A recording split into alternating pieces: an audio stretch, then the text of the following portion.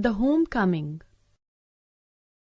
Pathik Chakravarti was the ringleader among the boys of his village. One day, a plan for a new mischief entered his head. There was a heavy log lying on the bank of the river. Pathik's plan was to roll it away with the help of his followers.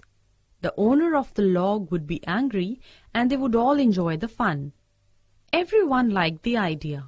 But just as the fun was about to begin, Pathik's young brother, Makhan, came and sat down on the log. Pathik was furious.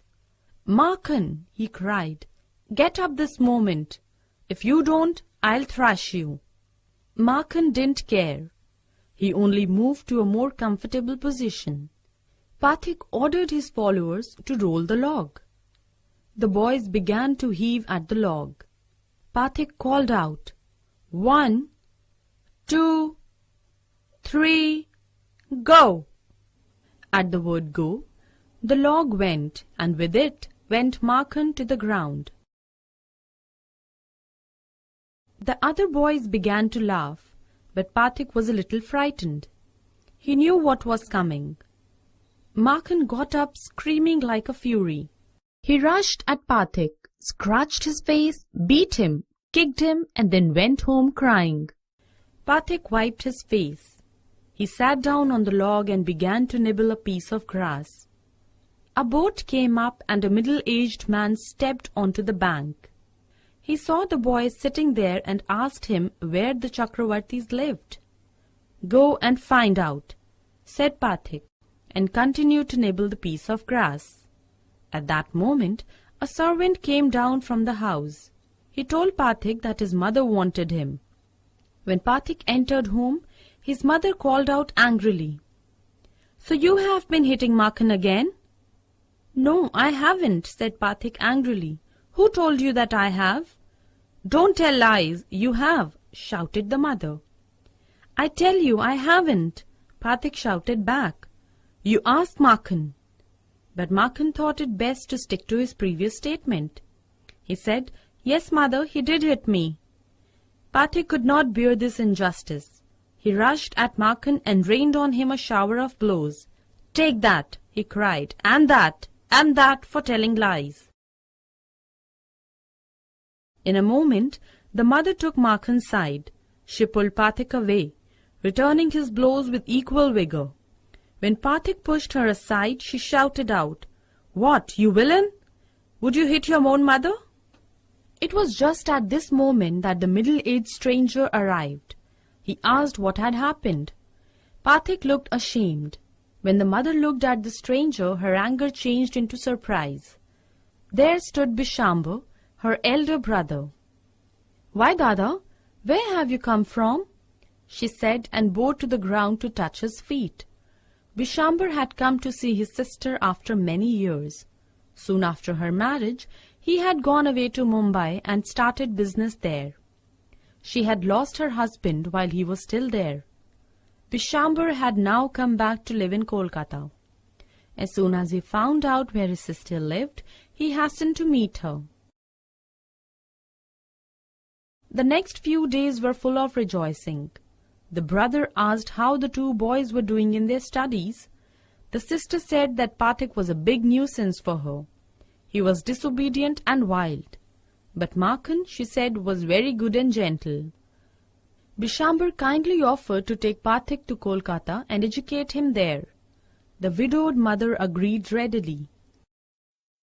When his uncle asked Pathik if he would like to go to Kolkata, the boy's joy knew no bounds. "Oh yes, uncle," he said joyfully. The boy was on pins all day long. He kept asking his uncle every minute when they would start. At night he lay awake most of the time. As a parting gift, he gave to Makhan his fishing rod, his big kite, and his marbles. Pathik reached Kolkata with his uncle. He met his aunt for the first time. She was not at all pleased with another addition to her family. Her own 3 boys were difficult to manage, and the addition of a village boy was terribly upsetting for her. Pathik soon realized that he was an unwelcome guest at his aunt's house. His cousins mocked at him, and his aunt always found fault with him. Pathik's situation at his new school also was no different. He was the most backward boy in the whole school. He gaped and remained silent when the teacher asked him a question. He was caned almost daily. When in the evening other boys were out at play, he would think of his village home.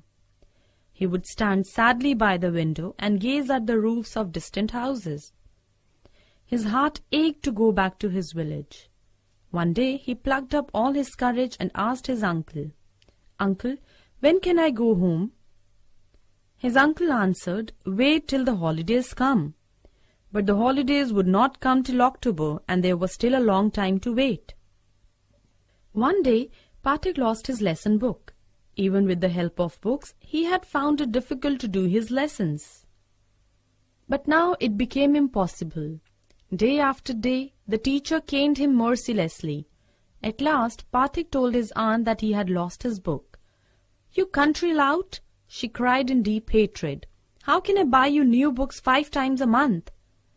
That day, on his way back from school, Pathik had a bad headache. At night he had a shivering fit. He felt that he was going to have fever.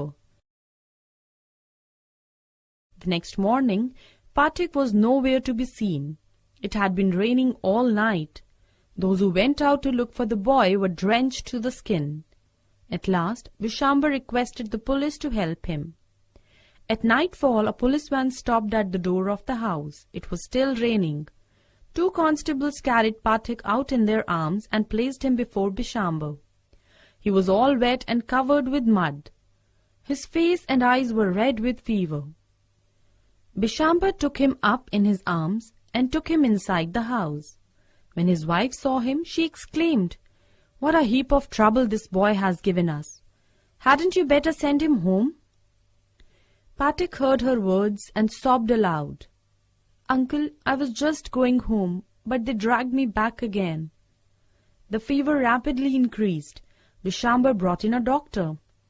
Pathik opened his eyes. He looked up to the ceiling and said, "Uncle, haven't the holidays come yet?" Vishambar wiped the tears from his eyes. He took Pathik's thin, burning hand in his own. He sat by his side throughout the night. "Mother, don't beat me like that," the boy kept muttering. "Mother, I am telling the truth." The next day, for a short time, Pathik became conscious. His eyes wandered round the room as if he expected someone to come. Vishambar read the boy's thoughts. He bent down his head and whispered, "Pathik, I have sent for your mother." The day dragged on. The doctor said the boy's condition was critical. Late in the evening, Pathik's mother burst into the room like a whirlwind. She flung herself on Pathik's bed and cried, "Pathik, my darling, my darling." Pathik's hand stopped beating up and down. Very slowly his eyes opened. He could no longer see the people round his bed. At last he murmured, "Mother, the holidays have come."